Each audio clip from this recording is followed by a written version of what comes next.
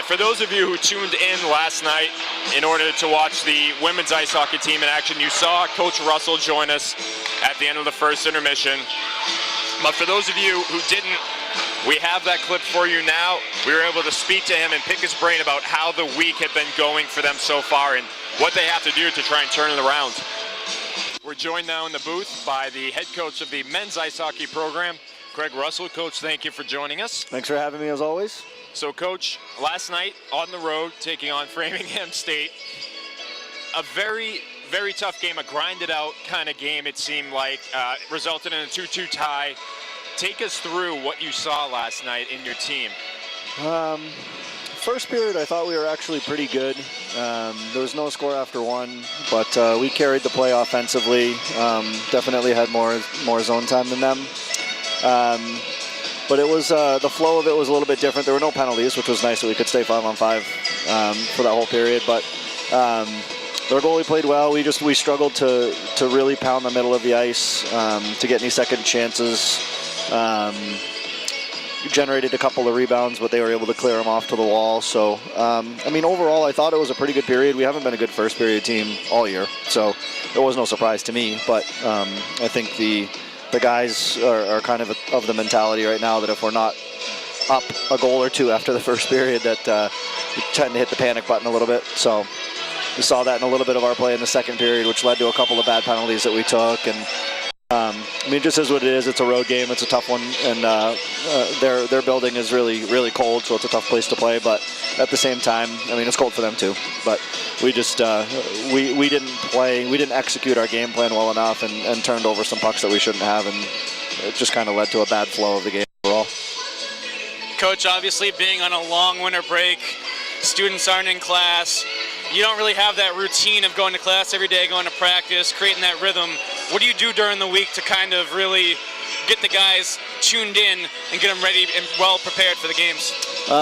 We've done a lot more film work this winterim than we've done in the past. We've done some more workouts, some extra workouts in the mornings. Nothing too early, but just to get the guys up, get them moving a little bit. We're finding that the mental exhaustion is not there for them, and they need some distractions, and they don't have them. So it's just they're thinking hockey all the time, which is good and bad, but it's really proved to be detrimental for us almost every year. It's just a really difficult time for us to play, and there's nobody else around other than other athletes, obviously. So campus is quiet, town is quiet, and it's just a different flow to the day, and it's just something that we fight, where we overthink things, we overanalyze things. The coaches do it too. It's across the board. So we we have to regroup, and typically the last game of winterim is a decent one for us, so hopefully tomorrow night will be a different story. So, Coach, you're starting to head down into that crucial part of the year, starting to see a lot more of the conference games, and you guys are right in the thick of things, as always, for that #1 seed. Salem State right behind you, able to try and create a little distance tomorrow with Fitchburg State. How do you keep your teams so focused at this time of year, and especially this year with such a young group of guys? And do you look more for leadership through the team, or is this something you try and do as the coach, or is it a little mixture of both? It's a little bit of everything. I mean, I think our leadership has been really good all year. I think our two captains' voices are starting to fall on deaf ears, as is mine right now, because we've been the only ones that have been doing the majority of the talking. So because we've been spending every single day together, it's just like guys don't want to hear it. They want to get out there and play, but they need to hear it at the same time. So it's that balance. And to keep them focused, I mean, it's difficult. This is a really difficult time of year, but we know that once we get back into classes and get back into the usual flow next week, that hopefully that will lend to us having those distractions that we really need to be able to perform. All right, one final question, Coach, before we let you go.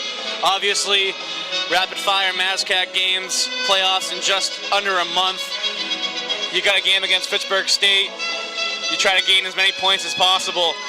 What are you looking for game plan-wise going into tomorrow's game? We need energy first and foremost. We started our fourth line. Quinn Carroll's line has been doing really, really well.